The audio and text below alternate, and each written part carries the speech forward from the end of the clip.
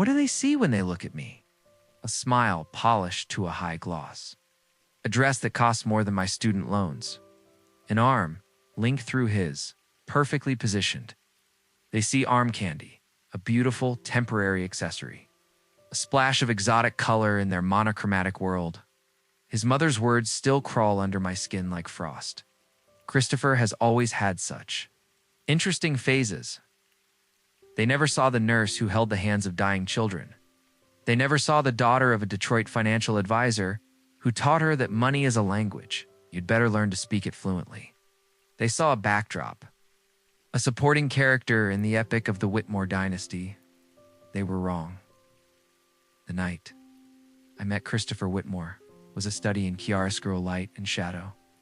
The charity gala for the pediatric hospital wing was a cathedral of crystal and whispers. I stood by the silent auction table in my one good dress, feeling like an imposter among the silken tailored suits. I was there representing my unit, a living testament to where the donated money went. He was there because men like him are always at places where they can perform philanthropy like a sacrament. He didn't look like the others. Oh, there was a quietness to him, a lack of the performative bluster. He didn't lead with his name or his company. He asked me about the mural in the children's ward, the one of the space-traveling cat. He'd actually seen it. He asked about the long-term recovery rates for post-surgical toddlers. He listened, his head tilted, his eyes not straying from my face to scan the room for someone more important. It felt like being seen for the first time in years. 3 months later, we were inseparable. 6 months after that, on a windswept beach in Maine, with the Atlantic roaring its approval, he slipped a diamond solitaire on my finger. The salt spray felt like a baptism. I believed in the fairy tale. Aliyah Dawson, from a neighborhood where you learned to lock your doors twice, was marrying into a lineage that arrived on the Mayflower. My world was scrubbed linoleum, the beep of heart monitors, the weight of student debt. His was a sprawling Connecticut estate named Hawthorne Grove. Trust funds, and a family tree with roots deep in American soil and old money. He said my world, my heart, my resilience were what he needed. He said I was his fresh air. I believed him. God, I drank that lie like it was the only water in the desert. The wedding was a small, elegant affair. White hydrangeas, a string quartet. I should have seen the omen in his mother's smile. Margaret Whitmore stood ramrod straight, a pillar of pearls and pale blue Chanel. Her smile was a thin, surgical incision. At the reception, her bony fingers closed around my wrist. "You're very lovely, dear," she murmured, her voice like dry leaves. So vibrant. Christopher does enjoy his cultural projects. I laughed it off. I made excuses. A mother, protective of her only son. I would win her over with kindness. Moving into Hawthorne Grove was like entering a beautifully preserved museum.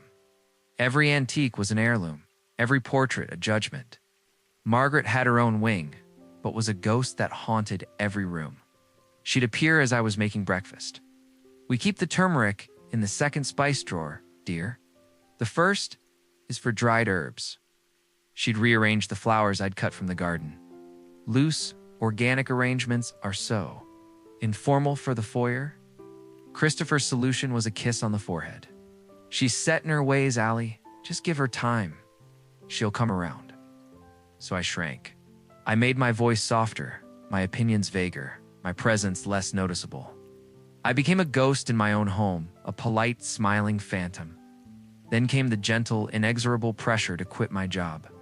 "A woman in your position doesn't need to work," Christopher said one morning, stirring his espresso. "I want you rested. I want you here. Those night shifts are draining the light from your eyes." It was wrapped in concern, in love. It felt like being cared for. It's not cornered. The day I turned in my resignation at the hospital was the day the locks, invisible but immovable, clicked shut on the gilded cage. My friends from the nurses' station didn't fit into dinners discussing bond yields. My own bank account, now a joint one, required his verbal authorization for any transfer over $500. Security, my love. You know how predators target women like you? The isolation was a slow, cold creep. I noticed the hushed conversations that died when I entered the library. the quick shuffling of papers in his study, the business dinners from which wives were excluded. I was being erased, pixel by pixel, from the picture of my own life. The Tuesday it all cracked open was utterly ordinary. I was looking for a book of stamps. Christopher's massive mahogany desk was usually locked, but today, a drawer was slightly ajar. Inside, behind a leather-bound ledger, was a simple manila folder. The document inside was titled Postnuptial Agreement. My blood turned to slush. We had a prenup, yes, a straightforward document protecting his family's premarital assets. I'd signed it willingly. This was different. This stated that in the event of divorce, I would receive a one-time payment of $50,000 and relinquish all claims to any property, business holdings, or assets acquired during the marriage. And at the bottom was my signature. Except it was since the loop of the L in Aliyah was too tight. I always cross my T's with a hopeful little upward flick. This one was stabbed through, harsh and final. It was a forgery. A good one, but to me it screamed fraud. A terrifying clarity washed over me, cold and bracing. My father's voice, clear as day. Always have evidence, baby girl. Your word against a Whitmore's is a whisper in a hurricane.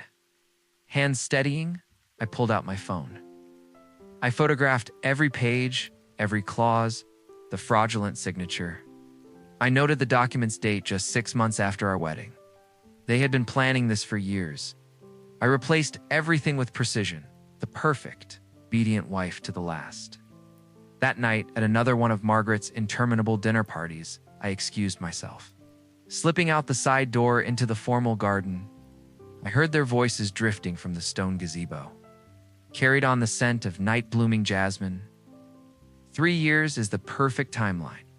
Christopher. Margaret's voice was crisp.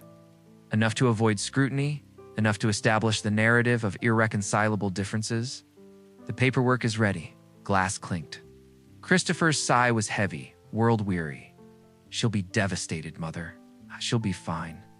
$50,000 is a fortune to someone from her background. It's more than she came with. Besides, Margaret's voice dropped to a venomous purr. We both know why she married you. We're just giving her what she ultimately wanted. A payout. The world didn't spin. It crystallized. Every slight, every isolated moment, every denied access, snapped into a horrifying preordained pattern. I wasn't a wife. I was a business transaction with an exit strategy. I walked back inside, my smile intact. I laughed at a banker's joke. I kissed Christopher's cheek at the door as guests left. But inside, the girl from Detroit, the daughter of Marcus Dawson, was awake, and she was furious. The game they were playing wasn't divorce. It was annihilation, and they had just made their first fatal mistake, showing their hand to a woman who had spent her life learning how to read the cards. In the wake of discovery, I did not weep. I did not confront. I became a shadow within my own home, a student of my enemies. My father's lessons, once abstract principles, became my survival manifesto. Angry moves are stupid moves. Smart moves are silent moves. While playing the docile wife, I had maintained one thread to my old self, a part-time consulting role with a medical education firm, reviewing pediatric care protocols. It was remote, discreet, and deposited a modest salary into an account in my name only, at a credit union they'd never heard of. It was my financial lifeline, my proof of existence. Now I used its resources to dig. Late nights, with Christopher asleep, I became a digital ghost. I found more than the forged postnup. I found a cascade of asset transfers properties in Aspen, a portfolio of commercial buildings, all quietly shifted into newly formed LLCs with names like Heron Holdings and Granite Trust. My name was systematically scrubbed from deeds and accounts. They weren't hiding assets. They were performing a financial exorcism, removing any trace of me from their wealth.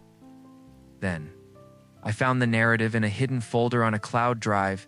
His password was his childhood dog's name, The Arrogance. I found a gallery of deceit. Photos of me, lifted from my own social media, expertly manipulated. There I was, having lunch with my cousin Travis, cropped to look like an intimate, secretive date. Falsified credit card statements showed purchases for luxury hotels and jewelry I'd never seen. A private investigator's report, paid for by a Whitmore family lawyer, detailed fictional liaisons, painting me as a serial cheater. A gold digger living a double life. They weren't just taking the money. They were preparing to torch my reputation on the way out. The cold in my veins turned to a focused, glacial fire. Vindication would come later. First, I needed armor, and then sword. My secret weapon was a woman named Beverly Chen. I'd met her volunteering at a legal aid clinic my Tuesday yoga class, according to Margaret. Beverly was a razor-sharp litigator who specialized in ripping apart financial fraud. In a back booth of a diner miles from Hawthorne Grove, I laid my evidence before her. She whistled, low and long. This isn't divorce law, Aliyah. This is Ricolite. This is forgery, wire fraud, conspiracy, and defamation. They've handed you the keys to their own prison. We began to build our case, a mirrored fortress to their house of lies. Every document was backed up in triplicate. Every conversation where legal was recorded. My state was a one-party consent state. Their garden gazebo confession became my Exhibit A, but evidence of their crime was only defense. I needed a fence. I needed my own power, separate and untouchable. I remembered Christopher's bitter rants about that damn millstone on Maple Avenue. A medical office building he'd tried to convert into luxury condos. Blocked by zoning and his own impatience, he'd sold it at a loss, calling the buyer a sucker. The area was now being rezoned as a medical corridor, with 2 new hospital campuses announced, using the nest egg. For my father $200,000 he'd left me. Tucked in a treasury bond they knew nothing about, Ty bought the building through an anonymous LLC. Then, I worked my real network, not the charity gala set, but the hospital administrators. The head nurses, the surgeons I'd assisted. Within 8 months, I had it fully leased to a pediatric dental group and a physical therapy practice. My $200,000 millstone was now appraised at over $4 million. It was my private victory, my invisible kingdom. The final piece fell into place when I traced the flow of funds from a dormant family entity, the Whitmore Charitable Trust, established by Christopher's grandfather to fund children's health initiatives. It was a sacred cow. Christopher was a coat restee, and he had been milking it for years, funding villa rentals in Tuscany, club memberships, and Margaret's couture habit. It was brazen, illegal misappropriation. The IRS would feast on it. The morning of their grand reveal dawned bright and cruel. I was in the sunroom when Christopher entered, Margaret, a pale sentinel behind him. He placed the divorce petition on the glass table between us. Aliyah, he began, his voice practicing regret. This is for the best. We've grown apart. Margaret couldn't contain her triumph. We'll be generous, of course. You'll be able to return to your people, comfortably. I looked from his pain performance face to her glittering, vindictive eyes. I felt a profound, unsettling calm. Okay, I said, my voice serene. My lawyer will be in touch. The confusion that shattered their composed masks was more satisfying than any scream I could have uttered. The settlement conference was a masterpiece of poetic justice. Their lawyer, a smug man with a $10,000 watch, began with platitudes about clean breaks. Then Beverly entered, followed by an associate wheeling in 3 carts of documents. We're not here to discuss their terms, Beverly announced. We're here to present yours. And the alternative? What followed was a 2-hour demolition. Handwriting experts on the forgery, forensic accountants tracing the asset stripping, audio of the garden conversation, and finally, the trust fund records. The color drained from Christopher's face. Margaret's hand flew to her throat, a silent gasp.